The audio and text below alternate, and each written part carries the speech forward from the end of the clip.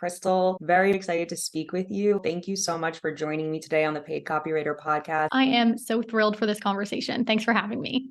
Amazing. Jump right in. Let us know about your background. I know you're living abroad. I'm super curious about your story and how you got to be a copywriter.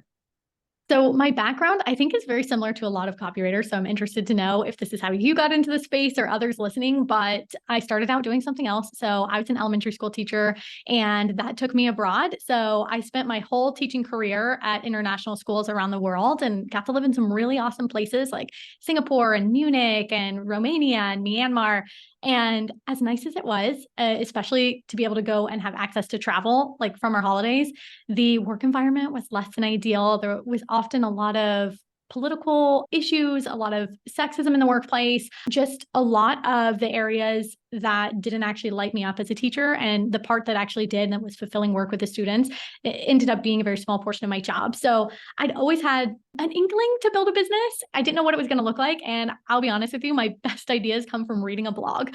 So I read a blog and it was about copywriting and how to write and make money online. And the rest is history. I kind of presented the idea of me quitting my job to my partner, Dale, who's now our marketing whiz in the business. And he was like, this sounds like another crazy Krystle idea. And we just structured it. So I quit, learned everything I could about copywriting, just like kind of dove headfirst into it and started the business. And so we kept our lives abroad essentially. And now, since owning the business, we've moved from Singapore to Mauritius, which is a teeny island in the Indian Ocean. It's kind of nestled between Madagascar and the Maldives. So we're just out here living like a really chill island life at this moment in time. And we'll be here for about another year before we leave. Do you know where you're going next? Oh, that is a very contentious debate between us. We're tossing around a lot of different names of places in Europe. So that we're a little bit closer. My partner's British, closer to his family, a little bit closer to mine. It takes about 40 hours to go back home from Portland, Oregon. So it's about as far around the world as I can go from here. So we're thinking Spain, Italy. We also have our eye on Belize. Yeah, we're not quite sure yet, but we know we eventually need to get off the island and actually have Amazon and like some real world things again. That's amazing. It sounds like you're living a lifestyle that so many people are aspiring to right now. So tell me about like the origin story. So you read these blogs, you became interested in copywriting, but what did those first like beginning steps look like, the nitty-gritty? Like what type of clients did you go after? How did you learn? Take us through that. Okay. It was messy. It was so messy. I was so scrappy. I just wanted to figure out my direction first and foremost. And I think a lot of copywriters, especially freelancers, are wanting to figure that out right away because otherwise you feel a bit unhinged, untethered. And so I immediately thought, well, I travel a lot. I have a lot of interest in adventure activities. So I'm going to dig my heels into the adventure travel writing space and doing some copy work, but also some other writing work. And I spent about 6 months starting a different business to the one that I have now. 6 months without getting a client, 6 months with trying my very best, 6 months of feeling like, is this ever going to start working? Until I started to understand the market a little bit more. And I started to understand why it wasn't working. And that was only a result of me getting on sales calls with people, me trying to get on sales calls with people, me trying to educate the business owner of an adventure travel company, travel agents, about the need for quality copywriting and messaging and realizing, okay, there are too many layers in the customer journey, or if we're looking from a copywriting perspective, the phases of awareness, if I'm taking somebody from unaware and then trying to book them as a client, right? So I realized at that point in time, the issue wasn't the actions that I was taking, but it was the niche that I was actually in. And one of the things that I did, again, getting scrappy, is I just reached out to other copywriters who were like copy celebs to me at the time. I was so nervous to message them. And I remember somebody had given me the name of a woman who had previously written in the adventure travel space, and she shifted. And they said, I don't know why she changed. Maybe you want to ask her. So before I made my decision to get out of that niche and start a different business and really just different writing style and focus on sales and website copy, I sent her a message and I said, this is where I am right now. This is what I'm experiencing. I'm wondering if this is why you left as well, or am I completely off the mark? And her reply, first of all, she was so lovely. Her reply was, that is exactly it. It's awareness of the audience. And if they don't have that, then it's going to be like pulling teeth. And that's all the confirmation I needed to say, okay, adventure travel writing, not my forte. I'm going to switch over into a new niche. And I ended up in the online entrepreneur space, mainly working with coaches, female founded brands, service providers online, and serving them with website and email copy. And like those first steps are really just getting nitty gritty again and like starting from scratch, 0 followers on my Instagram account, 0 people on my email list. And I know email is one of the things that a lot of freelancers push off.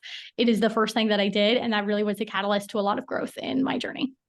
So when you said that you were doing a lot of education awareness for these adventure travel companies, was it just that they didn't really see the ultimate value in having good copy and you found yourself having to explain that? So there was too much friction there, is what you're saying? Summed up perfectly. Yes. Okay, because that's a mistake I see a lot of beginner copywriters make when I look at their online branding, is that they're creating informational, educational content that basically educates people on why they need copy. And my understanding is that if you have to convince somebody that if you have to educate somebody about what copy is and then educate them on the value of it, you're in a deficit already. You want to insert yourself into the conversations where people already realize the need and the value in copywriting. Yes, exactly right. And that person who recognizes the need and the value is going to come to your website, view your services, and inquire. They do not need to read why quality copywriting is the missing piece in their business. They already know it is. And they know that investing in professional is going to be the difference between them or their team member doing it, right? And getting no sales or getting however many sales conversions, depending on the goal of their project that they want. Before we get into email copywriting, because I want to focus our conversation around that, what did it look like when you got those first initial clients? How did you get your foot in the door with them? And how did you understand, like, oh, this is what they need, sales pages, the emails? How did you learn about launch copy? Okay, so 2 parts here. First, I'm going to make us get into email before you planned on it, because I got my foot in the door with them literally via my own email list. And like I just said, I started out with 0 subscribers like everybody else. And I had been in the space, in the online space on Instagram, LinkedIn, listening to copywriters and other online entrepreneurs for a little while.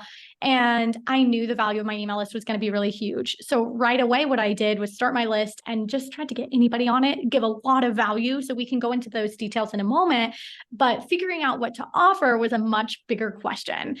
And I think a lot of freelancers struggle with wanting to do it all, solve everybody's problems. And it feels like a no-brainer at first, because if somebody comes to you and they need blog work, well, they probably need social media copy, and they probably need a sales page, and they probably need emails. And then you end up positioning yourself as this a la carte, jack of all trades copywriter, which in turn hurts you because you're not seen as a direct authority or a leader in any particular skill set. So I knew right away I didn't want to do everything, but I wanted experience in many things so I could choose which one I did. So I was very lucky. I started my email list. I networked with people in some entrepreneur Facebook groups, and I got my first network referral friend by doing that. And she sent somebody my way who needed a plethora of different deliverables for a funnel project. So I got to practice ad copy. I got to practice a sales page. I got to practice emails and social copy. And from there, from just that one project, I was immediately able to say, well, I like this and I don't like this, and I like this and I don't like this. And sales pages and emails were my favorite piece of that entire experience. So I said to myself, I'm not tied down to anything. You can tell by my background, commitment is something that I'm not usually the first to jump into. I like to have free reign, flexibility. So I just told myself, you know what? I'm going to do these 2 things for a while. And at any point I can change. There's a get out of jail free card if I decide I don't like something.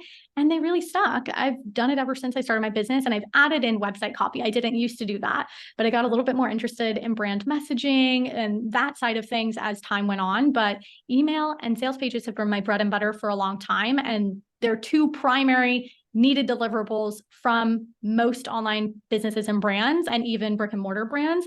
So it's a great profitable deliverable that you can choose. There are many others, but for me, I like to stick into one bigger project and not worry about getting so many small clients like for blogs or social copy. Okay, got it. Let's get into email, because a lot of people, I think my assumption when I first became a copywriter, I understood that I was being hired to write emails. I'm a B2B technology copywriter. So actually, I only understood launch copy when I decided to start my online course. So I had to learn what a sales page was.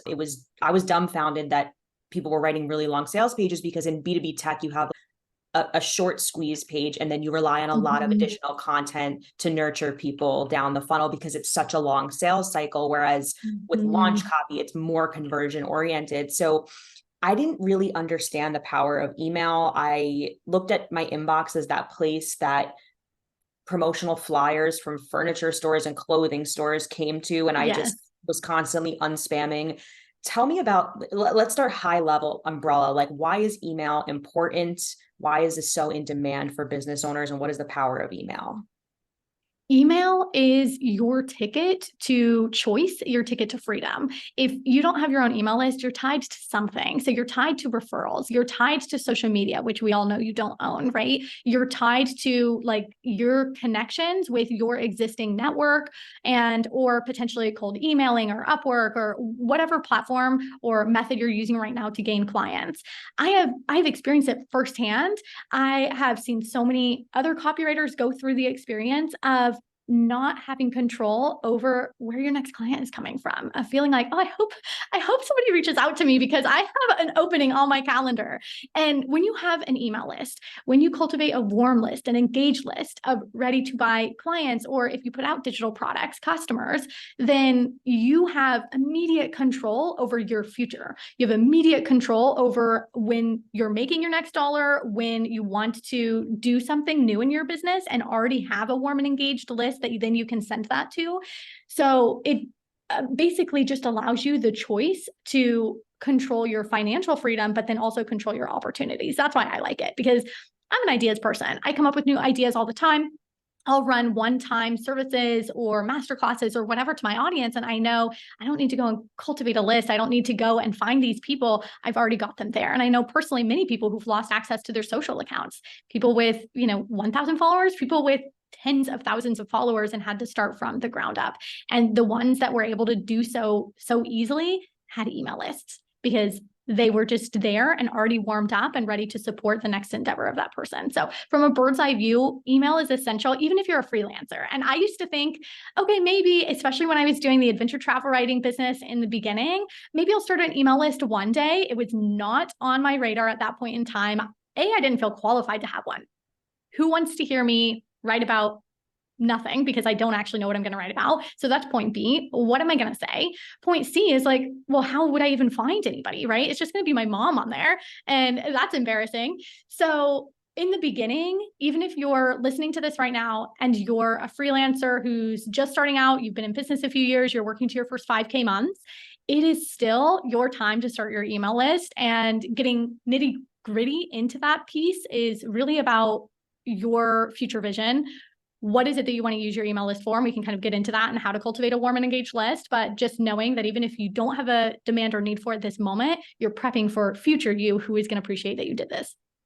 And tell me about your specific email list, because I'm assuming that you target two different audiences. So you target, because you run courses and mentorships and masterminds for freelance copywriters, and then you're probably targeting these women entrepreneurs and founders that you write for, correct? We do, yes. And things become a lot more complicated when you have multiple ideal clients. So this was a huge learning curve for me in about the first and second year of my business, is figuring out the balance of who I was talking to and how I wanted to divvy that up and speak to them. And it all comes down to segmentation, the beauty of identifying who is on your list and being able to make sure, as much as reasonably possible, that you can give them just the content that's relevant for them. Of course, there are some things that we send to our entire list. So we do have both of those ICAs, ideal client avatars, that you mentioned. So we have established 6 and 7 figure entrepreneurs on the list who would be ideal for the Casey Copy Studio, the micro agency that I have. But then we have a lot of people on the list that are copywriters and marketers who are interested in copywriting and marketing expertise and or business advice. So while some things go out to the umbrella community, a lot of the times we're actually segmenting the list and we're making sure, okay, for our ideal studio clientele, what do we want them to be receiving? For our ideal coaching clients or course students, what do we want them to be receiving? And just making a more personalized experience.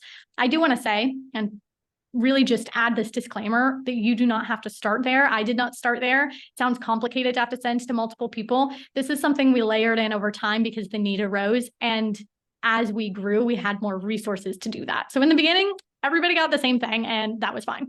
For sure. Yeah. I mean, it's really just a matter of like which messaging resonates with which audience that has a specific need, but that, like you said, comes in time depending on your offer. Let's focus on your studio email writing list when you target your copywriting clients. How does one go about cultivating this email list? How do you get them on the list? And what do you write about in these emails? Well, we've got a couple of different lead magnets. And one of the things that we've actually recently started doing is a new newsletter that actually is ideal for both of the ideal clients that we have. So there's a bit of strategy behind this. And this is all from Dale, my business and life partner. And this is called the Copy Classroom newsletter. This is essentially something we've never seen done before. It is a hands-on practical newsletter where we do audits of copy from our subscribers. So you can submit your copy and I will review it, Dale will review it, we'll audit it, give you our best tips and implementation. And then we also have a lot of different examples from our own experience running the studio, what's actually working in copywriting today. Like that's what's most important because there have been a lot of shifts, especially in the online coaching industry. I'm not sure about your niche this year, but there have been a lot of changes. So currently we're able to create one newsletter that is educational and it does two different things for us. First of all, it educates copywriters and marketers in how to improve their own copy for their own business and of course for their clients so they can get bigger wins. If they want to learn more from us, we've got the courses, we've got the mastermind, and then it builds authority for our primary studio client. So most people investing a good amount of money into their brand messaging and copy want to make sure that the copywriter they're working with has the skill set, the experience, is relatable, and is actually somebody that they feel like they can 100% trust and hand over a project to. So having the Copy Classroom newsletter shared with both ideal client avatars allows the studio client the ability to build that trust with us, to see that we know what we're talking about and to see real world examples, because that's what we all want, right? Is like, okay, but how would you do this in my case? Or show me an example of your work. It's literally just a living document portfolio of our work. On the other hand, we'll send different promotional emails to the studio. So if we've got projects for the next few months that we'd like to get booked out, they're going to hear about it and the rest of the list isn't. Okay, that's really smart because you're proving authority and then you're allowing those people who are impressed by your educational content to book you when they need someone. Cool.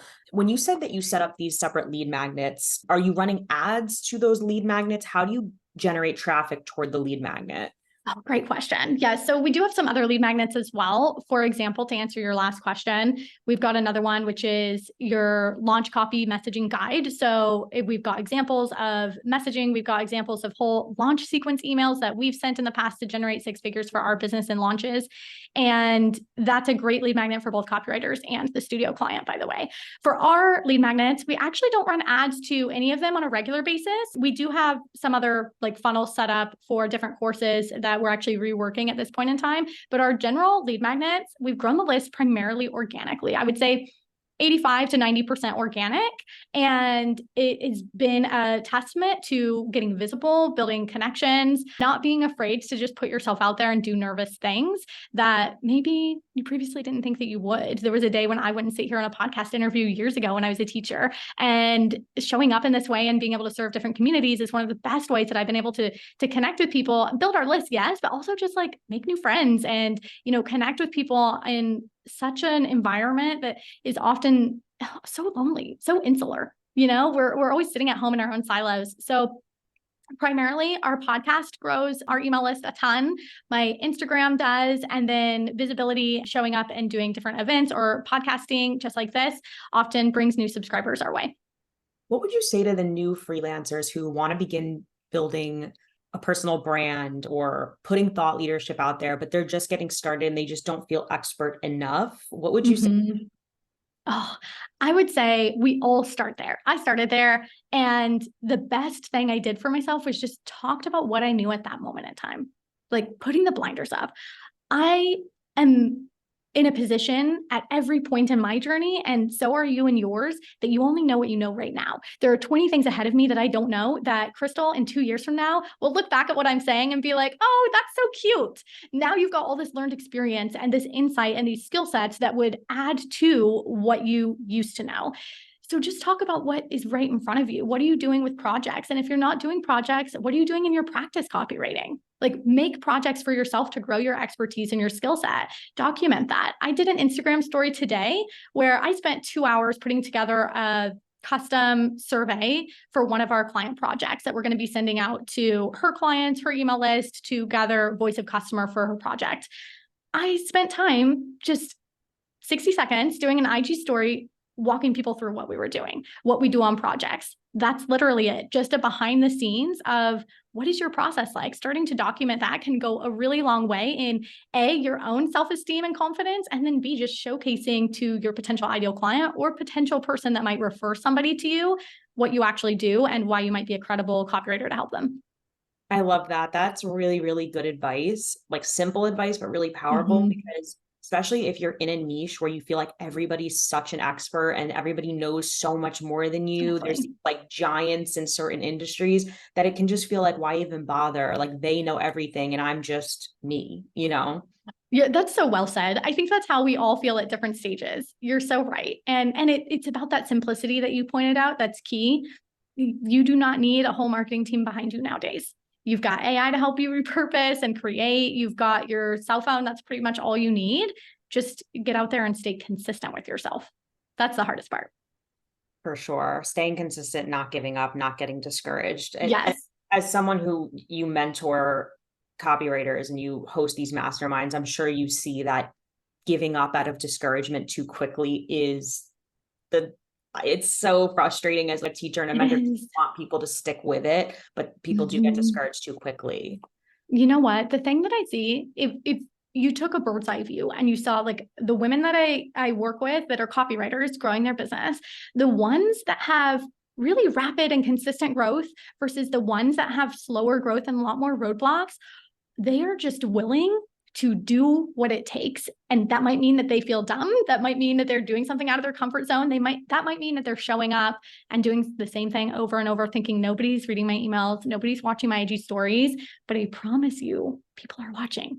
People are watching more than you know, especially as podcast hosts. Don't you feel like that? It's like you're always kind of talking and you're like, I know there are people on the other side of this, but it seems really isolating, the whole experience on this side of it. So I think it's a good lesson to remember that you at any point in time can see a shift come from what you did prior. So if you stay consistent, put yourself outside of your comfort zone and just show up, then you'll see that change. And that's what I see consistently with those clients is they're just willing to do what it takes. There's no plan B. Right. Such good advice. Let me ask you about the email copywriting process. You mentioned that you had this tone of voice process, gathering tone for your client.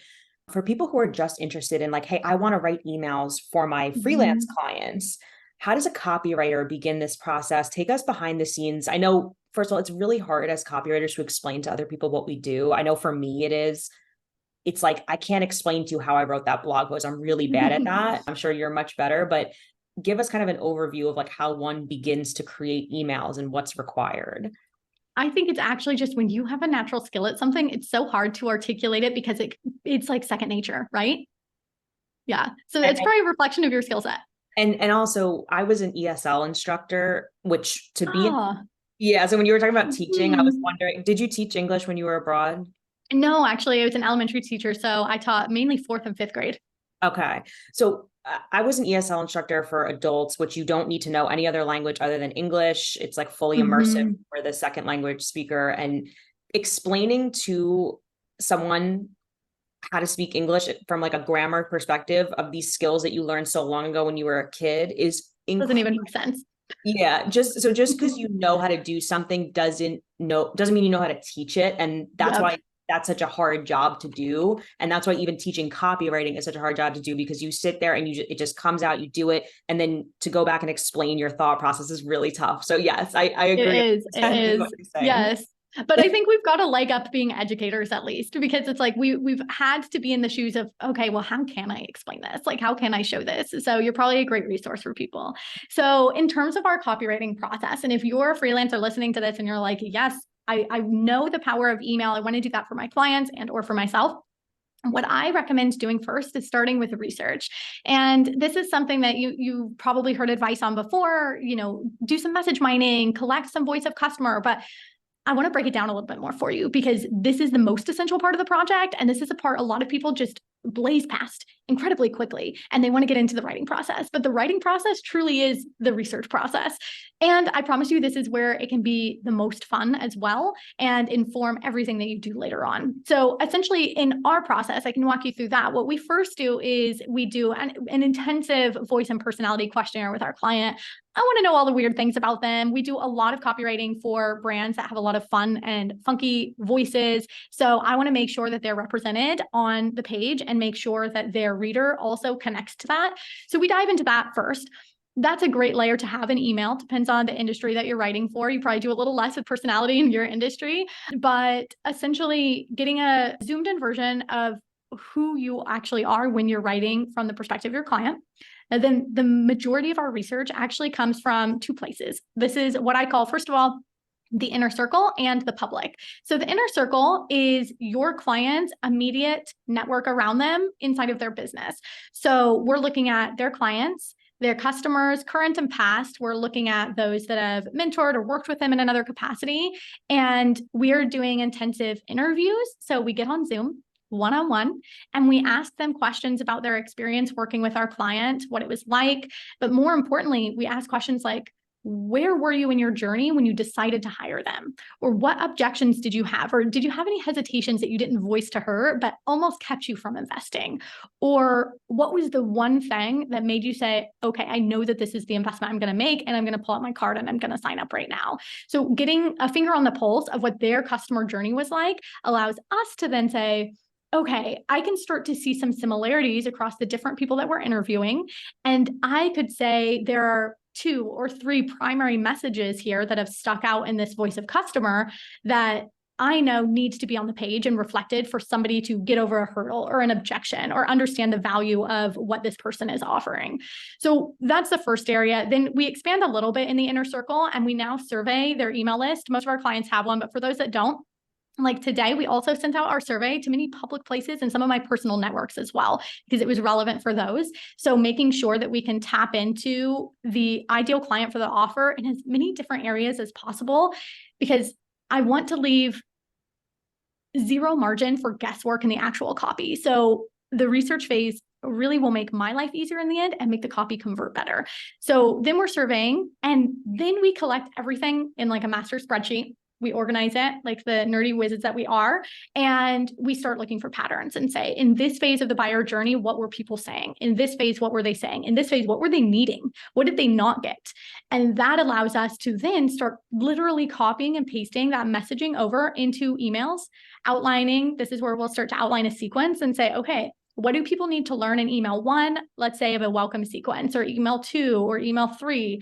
And from there, the emails practically write themselves because we have got all of this voice of customer data that you can lift out and then place in the right spot, and you just add the copy around it. It's really true. I say we don't even write the copy. Our clients' customers write the copy. We just know where to put the messages. Yeah, that's so good. And I like what you said about spending more time researching than writing, because I think that was a mistake I used to make so often in my copywriting career, is like I would jump right into writing because it was just like, I need to get this done. And then Yep. if you just hold back and just spend that time researching, the writing flows so much more quickly and it happens fast. And you don't feel like you're struggling and grasping for information. And Right, then because how much harder is it to sit there and be like, oh, I can't think of anything. Oh, what should I say? Oh, I don't know. This doesn't sound good.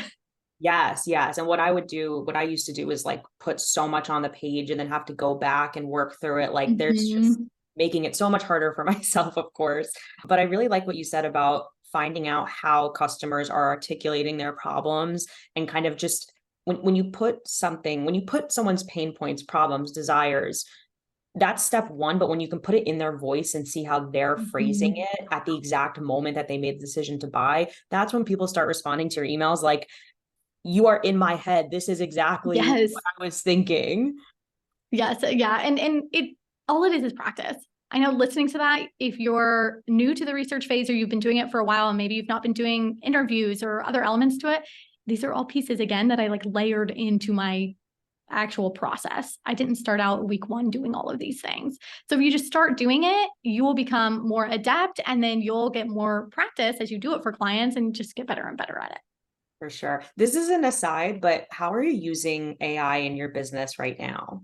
Oh, great question. Okay, so I've got AI as my right-hand person for all things assistant, research, helping with idea generation, but not within the studio, actually. So I'm slightly disappointed that the capabilities of ChatGPT and other platforms just aren't there yet. I'm slightly relieved. But on the disappointed part, it's more so that I think a lot of people jumped on AI immediately and thought, this is the answer to my problems. You saw companies letting copywriters go, letting freelancers go. And at the end of the day, you can tell. I actually saw an article today and I was reading it with Dale and I was like, God, this sounds weird. And I didn't even connect the dots. He did. He was like, this was written by ChatGPT. Like 100%, you can tell in like the sentence structure and especially word choice. Like that's just a little hint for you. You know what I mean? Like ridiculous word choice in there. So while AI is amazing and I'm using it a ton in my business, I'm not using it to help me write the copy because it's just not there yet.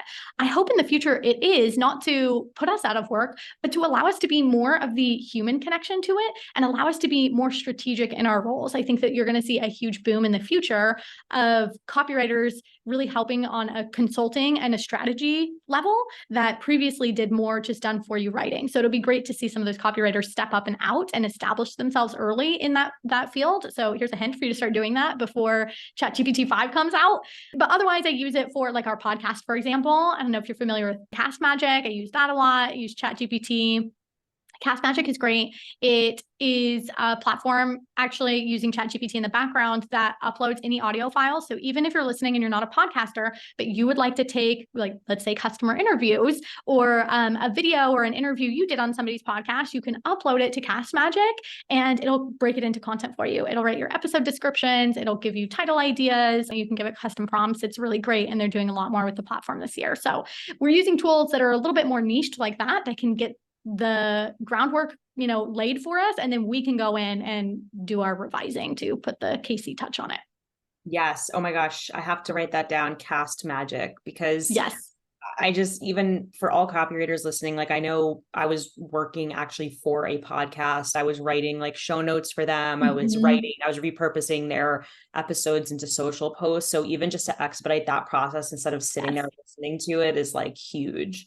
Yeah, it is huge. And you know what? Like every once in a while, I would say 1 in like 6 or 1 in 8, I'm like, this is not usable. But the rest of the time, I'm like, oh, that's great. I can just go in and I can revise this for voice and word choice.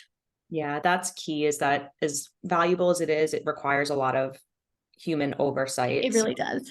I agree with what you said, where there was a frenzy, and I just think it has fallen short of maybe what we initially thought it would. Like it didn't mean for copywriters the way we thought it would, but it, I think, also helped us in ways that we didn't expect as well. So spot on. Yeah, I agree with you on that. Talk to me about how you work with freelance copywriters, aspiring writers, and it seems like you work with higher level copywriters who are a little bit more progressed in their career. Talk to me about all that. Yes. So we help a range of people, but we've really sort of simplified our offerings over the last year just due to capacity and the way that we want to be able to serve in a deeper way for people. So we have our mastermind. This is the highest level way to work with me if you're a copywriter. And this is really for the copywriter who's earning minimum 5, but oftentimes more so K than that in their business per month, but they're ready to start scaling. So scaling by definition is being able to take and multiply something. So this doesn't mean just bring on more clients, but they're ready to maybe grow an agency. So instead of working one-to-one, be able to work in a one-to-many capacity. Or they are wanting to, like one of our gals has a membership with loads of women inside. She wants to scale the membership even more so. And she's on track to do that and, build it into 7 figures is on her revenue plan. So being able to take her knowledge and share it with others in a way that she never could if she was just doing it with one-to-one work. So it's the same thing she was doing with clients, but now transposing that into a membership or a course model. We have another gal who's doing that high-level consulting. She's specifically niching herself as the option against AI. So instead of putting everything into AI and having having this lackluster content come out of it, really getting the strategy and that human touch in place, and then allowing your team to be able to utilize AI as a tool to save time and productivity. So in more of a growth sense than scaling, she's going to be working with much higher level companies and businesses and earning a lot more in a one-to-one capacity being a consultant than just a done-for-you copywriter. So that's really what we do on that side of it. But then we serve people in several different ways through courses and master classes. So those are like really my favorite. Doing any kind of teaching, I wonder if you feel the same way. It's just like bread and butter, right? I love being able to marry the copywriting and the teaching together. So we've got that side of it. And then really just there to support people getting up to the point of the mastermind. That's my goal. Is like, I want you to be in the mastermind one day. Like, how can we get you to that point where you're making 5, 10, 20K a month and you're ready to scale your business? Okay. So you have like a more of a foundational course that gets people up to speed of how they can be making that consistent revenue. And then, okay, Yes. here, how do we scale? It's so interesting because you would think that getting from 0 to 5K, to get beyond that, you just keep doing more of what you're doing, but it's not. So it sounds like what you're teaching is like, hey, it's time to take a different approach and offer some non-writing services, correct? To scale. Yeah. Yes and no. They can be writing specific, and most of our gals actually still offer done for you, but they're shifting the way that they're doing it. So they have a junior copywriter helping them, while then she can now run the membership. She doesn't want to run an agency, but she also wants to still have a hand in some of the done for you work. And if that's bringing in revenue, that's bringing in, 20K consistent months for her, well, let that sit here while you build up this other side of it. So sometimes it's with done for you work. Sometimes it's not. We have another gal, she's growing an agency, like a massive agency. So it really depends on what you want. For me, I like having my little micro agency. I like having my educational products and being able to work with people more intimately. But you're right. We do have a foundational course. It's called Elevated Brand Accelerator. It teaches the 3 things. Email marketing is actually inside of that, brand authority and Lux client experience, that helped me grow to my first 6 figures in my first year. And the second piece of that was day rates. So getting a lot of your time back is so important if you want to grow past 5K. Like, that's what I learned really early on, was projects can take forever. So for me, day rates became like my ticket to time freedom. And I ended up doing a day rate schedule where I worked on 1 day rate a week, high ticket day rate that pulled in the same amount, actually pulled in more than my non-day rate prices were.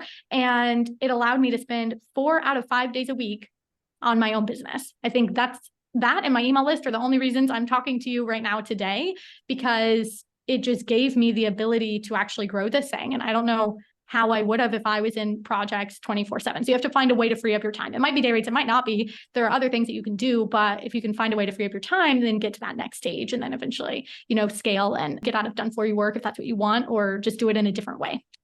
Explain what a day rate is. I know you posted on your story, I believe today, about that, if I saw correctly. What is a day rate? Yes.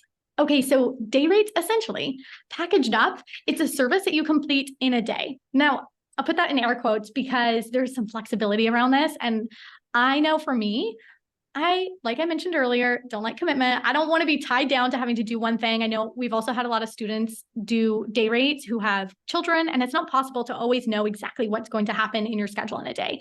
So I use the term loosely, but essentially a day rate is you completing, and for the sake of the conversation we just had, an email sequence for a client in a day. So they might hire you, they might pay you $500, $1,000, $4,000, depending on your skills, experience, and what you're delivering in a day.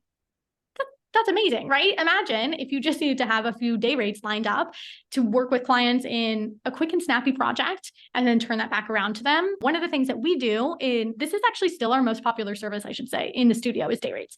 So one of the things that we do is we also do multi-day rates. So if we have a project that's actually longer than a day, I might do 2 days or 3 days, but it's still condensed and we're not necessarily doing as intensive of research as we'll do on full projects. So little disclaimer, primarily because we talked about research earlier. And so, you can still do some research with a day rate. There are ways that you can do it. But primarily your goal is to make sure that if you're going into a day rate, you have the information you need to complete the project. It might not mean that you need all of the research, the interviews, and everything about a brand in order to tackle their email sequence or their sales page, for example. For clients that come in and they don't have any of that to share with us, then I'll recommend them do a full project and we'll do the research and make sure we get that foundation for them. Yeah, it sounds like to offer a day rate, you need to be pretty niche specific because you need to have a lot of existing knowledge about that person's industry in order to offer that service that quickly. Yeah, I would definitely say so. And this is helpful if you're niched and you're just working in a similar industry, then it becomes second nature to you. So here's another reason to niche. I know we're always resistant to it, but it's also really helpful if you narrow down your deliverables too. If you're offering everything under the sun, like we talked about at the start of this conversation, it's going to be really hard for you to sell everything in a day rate and be like, well, you could get this or this or this. But if you say, hey, get your sales page done in a day or in a week, then it's all of a sudden much clearer of a promise to your end user and just easier for you to become better and better at it. For sure. We'll end on this. So your program, you mentioned three components. There was a client experience component, there was a personal branding component, and then what was the third one within that program? The basics of email marketing, actually. Basics of email marketing. Okay. That sounds like a really interesting program that my audience listeners would be super interested. So you basically break down like, here's how to write emails and grow an email list, I'm assuming. Essentially, yes. It's more so under the email spectrum. It's more so like email 101 for a copywriter wanting to get started. So I have a more in-depth email course called Ignite Your Inbox. So that really breaks down individual emails, voice, how to write it, how to structure it for your listener. So if you want to learn how to write emails, that's the one for you. If you want to just get started and kind of learn as you go, or maybe you've already been sending some emails and you just want to get a little more strategic with what you've got going on, then we cover the basics of the sequences that you need inside of Elevated Brand Accelerator. So a lot of times people end up doing both. So Elevated Brand Accelerator is, like you said, helping with the personal branding side of things, building your authority and just getting known. Like that's all we need to do is just the traffic exists, getting you to stand in front of it basically. And then IYI, the email course, is more so if you are just ready to go headfirst into email and let that be your zone right now, then that's, for you. Yeah, I teach cold pitching via LinkedIn and a little bit of email in my course. And personal brand building is the number one like request I get from the people who enroll in my course. And it's not something I cover because it's not something I've done a ton of for my own copywriting business. I've relied so heavily on cold emailing. So I think anyone listening right now, or even my students of my course who are listening right now, would love to learn about, especially that personal branding aspect of your course. What do you talk about in that element? Is it just like how to write social posts, how to get yourself out there? What do you cover in that portion? Great question. And it's so funny because there's two different ways, you can go about it and then they can complement each other. Like I didn't do a lot of cold emailing in my experience, but I've allowed that to complement things that I've done later on and vice versa. So when coupled together, you could just multiply it. In terms of the course itself, the focus primarily is first on just giving you an overview of where you're going with your business, getting out less of a freelancer mindset and more of a business owner mindset and starting to say, okay, well, if I'm running a business, we all know like it is about to be 2024, like you need a personal brand or you need a brand, whether you want to be the person behind it or not, you need a brand. And so really answering first and foremost the question of what do you want to be known for? And that goes back to our niching conversation and really just deciding where you're going to fit yourself in the market, right? What are you going to be known for? What do you want people to think when you enter a room? And most importantly, what do you want them to say when you're not there, right? Oh, I know like Christine is our number one for teaching us how to do cold emails. Like she is my go-to for that. You want people saying that when you're not there and referring their friend your way. Same thing with our copy clients, right? So that's first. Then we really go into primarily first building visibility. So visibility is often the thing we shy away from. We are like, okay, sure, like I'll write some LinkedIn posts or I'll send a cold email or whatnot, but we often don't want to put our own faces out there. And that was probably one of my big struggles with my first failed writing business as well. It's like, I did not want to be attached to it. I didn't want my friends to see what I was doing. I was so embarrassed to be putting myself online. As soon as I let go of that shit is when I then was able to have my blinders up, just do me and actually start growing a business. And then people were like, oh, wow, look, great job growing a business. The same people I was worried about what they would think. And it doesn't matter at the end of the day anyways. Dale and I always say silent thoughts of other people. You do you, get yourself visible. And so this looks like simple, small things that you can do to grow your network, to get out there. And some of that is social content, and social is like really important. And it's a free tool that we all have at our disposal to get our business going. But then a step further is starting to think about how can we build authority? Like visibility is me just showing up, but authority is somebody seeing me as a reputable source on a particular topic. So what can I do to build authority, and starting to put some regular practices in place to build that authority, as you continue to grow your business. So we focus on that. Some of the options inside, like we go into things that you can do in terms of like even co-hosting your own summits, like small summits online. You want to go big, you can do that too. Getting on podcasts, starting to connect and network with the right people, and especially your social marketing and then your email marketing, and just building in the lead flow for your business and allowing people to come into your world. And it always comes back to the email list. That's why we do that last in the courses. So everything is funneled up until that point to your email list. That sounds like an amazing course. I'll definitely drop the link down to that below. Tell everyone where they can find you and connect with you. Awesome. So my handle is krystle.church. It's KRYSTLE.church on Instagram. That's where I primarily hang out, and you'll see me on stories most days, and obviously like sharing a bit of the behind the scenes life of Mauritius, but then also copywriting too. And then come and hang out with me in my newsletter. If you want me to critique your copy, it's called the Copy Classroom Newsletter. You can go to it at krystlechurch.com/copy classroom. And we take submissions from our actual subscribers, and then we'll review it and give you our best tips for you to move forward with your own messaging. If you don't want to actually pitch it, you don't have to either. You can just learn from other people's submissions as well. That is a super valuable resource. I'm very excited to drive some traffic that way, because that's something that's missing in the marketplace, like you said. So I know everyone's going to run to check that out. Oh, thank you so much. I can't wait to have you guys. Amazing. Thank you so much, Krystle. Thank you.